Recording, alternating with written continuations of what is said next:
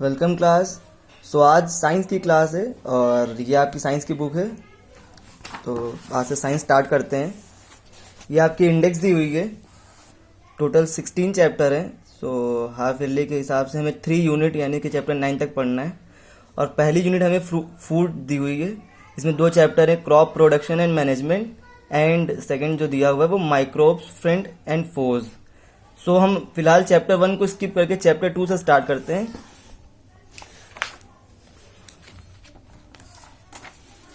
Microbes, friend and foes. Friend and foes यानी कि हम मित्र और शत्रु। फ्रेंड यानी कि हमारे दोस्त, और फोज मीन्स एनिमी यानी कि हमारे दुश्मन। सो माइक्रोब्स के बारे में चैप्टर है।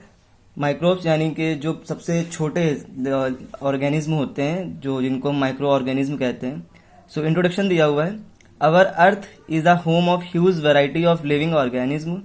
The 3 realms of earth, lithosphere, hydrosphere and atmosphere, are habited for different form of life.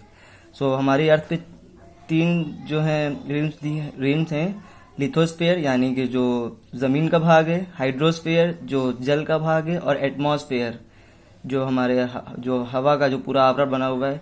तो इन तीनों ही स्फीयर में बहुत वैरायटी के जो हैं लिविंग ऑर्गेनिज्म पाए जाते हैं। कुछ सिंगल सेल ऑर्गेनिज्म होते हैं, कुछ मल्टी सेल ऑर्गेनिज्म होते हैं। सो कुछ ऐसे ऑर्गेनिज्म होते हैं जिनको हम नेकेड आइज से देख नहीं सकते, जिन्हें ही हम माइक्रो ऑर्गेनिज्म या फिर जो है सिंगल सेल ऑर्गेनिज्म कहते हैं। तो उन्हीं के बारे में हमें इस चैप्टर में पढ़ना है।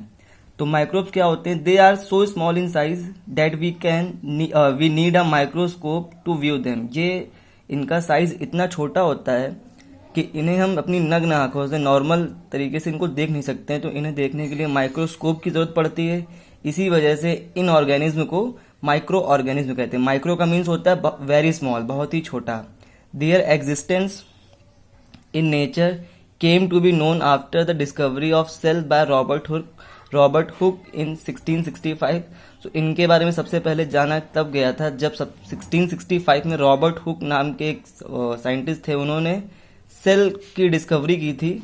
और उसके बाद में एंटोनी वॉन लीवेनहॉक ने ऑब्जर्व किया था the first living cell in a drop of pond water. उन्होंने एक पानी की गंदे तालाब के पानी की एक बूंद ली थी और उसको माइक्रोस्कोप लेवल पे जब उसको देखा था तो वहाँ पे उन्होंने बैक्टीरिया और बाकी चीज़ों को ऑब्जर्व किया था और बताया था कि जो माइक्रोब्स होते हैं वो इस शेप, इस साइज या इस फॉर्म में होते हैं। Later in 1857, Louis Pasteur proposed the germ theory and concept of vaccination, which laid the foundation of microbiology. उसके बाद में लुइस पॉस्चर ने जो एक जर्म थ्योरी दी और उसके बाद में ही इस पूरे जो है माइक्रो बायोलॉजी का जो है फाउंडेशन यानी कि माइक्रोबायोलॉजी के एक फॉर्म में साइंस की स्टार्टिंग की गई। सो ये कितने कितने टाइप के होते हैं देखिए। Types of microbes. सो ये कई टाइप के होते हैं। The micro organism found on the earth differ from each other in several ways. The micro organism has been classified into 5 different categories. तो ये 5 अलग अलग कैटेगरी के होते हैं। वायरसेस होते हैं, बैक्टीरिया होते हैं, और एल्गी होते हैं, फंगी होते हैं एंड प्रोटोजोवा। तो ये 5 टाइप होते हैं। अब वायरसेस क्या होते हैं देखिए। A virus is the smallest of all living organism. जितने भी ये हमने ये पढ़े हैं इन सब में तो जो सबसे स्मॉलेस्ट ऑर्गेनिज्म होता है वो वायरस होता है। They vary in their shape as well as their size and range from 0.015 to 0.2 micron. तो इनका जो साइज होता है वो बहुत ही छोटा होता है। माइक्रोन का मतलब है ये 10⁻⁻6 मीटर होता है। यानी कि 1 मीटर का 1,00,000वें भाग में, 1 मीटर के अगर हम 1,00,000 पार्ट करें तो जो 1 पार्ट होगा उसमें से उस साइज के बराबर इन वायरसेस का साइज होता है। The viruses are extremely minute and can be observed only by using an electron microscope that magnified an object by 1 10 100 1000 10,000 2 lakh time. So जो वायरसेस साइज में इतने छोटे होते हैं कि इन्हें नॉर्मल माइक्रोस्कोप से देखना भी पॉसिबल नहीं है। इन्हें देखने के लिए इलेक्ट्रॉन माइक्रोस्कोप की जरूरत पड़ती है, जो किसी भी ऑब्जेक्ट को 2 लाख टाइम ज़्यादा जूम करके हमें दिखाते हैं। A virus has been classified on the basis of the parasitic host, the 3 types. और पहली बात ये जान लीजिए, जो वायरस होता है वो लिविंग और नॉन लिविंग थिंग के बीच की कड़ी होता है। ये जब तक कि आउटर सरफेस पे रहता है तब तक ये नॉन लिविंग फॉर्म में रहता है।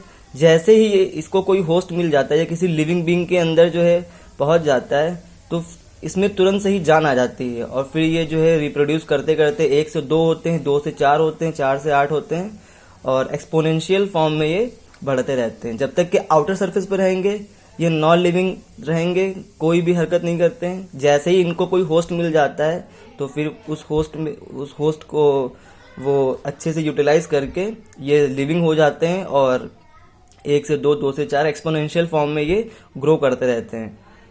सो ये कई टाइप के होते हैं, जैसे कि जो इससे हमें बहुत सारे नुकसान भी होते हैं।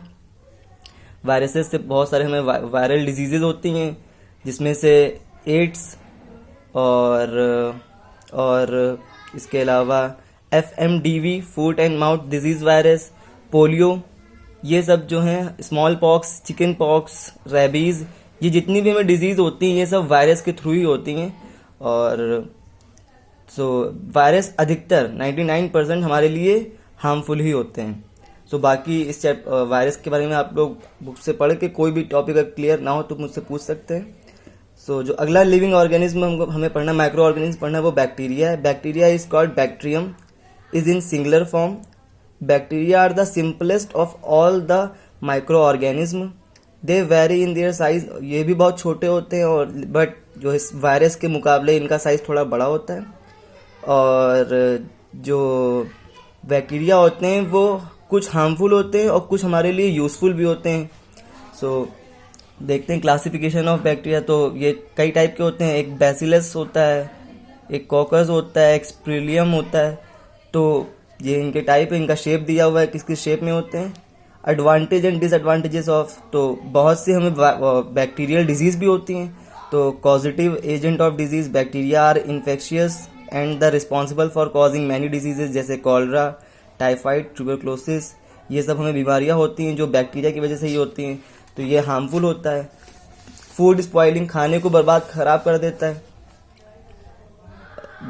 और कुछ वे में जो है ये हमारे लिए यूज़फुल भी होता है, जैसे कि जो हम लोग बनाते हैं विनेगर बनाने में, चीज़ बनाने में, और यहाँ तक जो दही बनता है उसमें भी लैक्टोबैसिलस नाम का बैक्टीरिया जो है जब रिफॉर्म होता है तब जाके वो दूध को मिल्क से कर्ड यानी दूध से दही बनता है। तो कुछ वे में बैक्टीरिया हमारे लिए यूज़फुल होता है, कुछ वे में बैक्टीरिया हमारे लिए हार्मफुल होता है। आज के लिए आप लोग बैक्टीरिया और वायरस को ही पढ़िएगा। और एक्सरसाइज के तौर पे, होमवर्क के तौर पे मैं आपको एक्सरसाइज जो है सेंड कर देता हूँ, इसको आप लोग फिल करिएगा।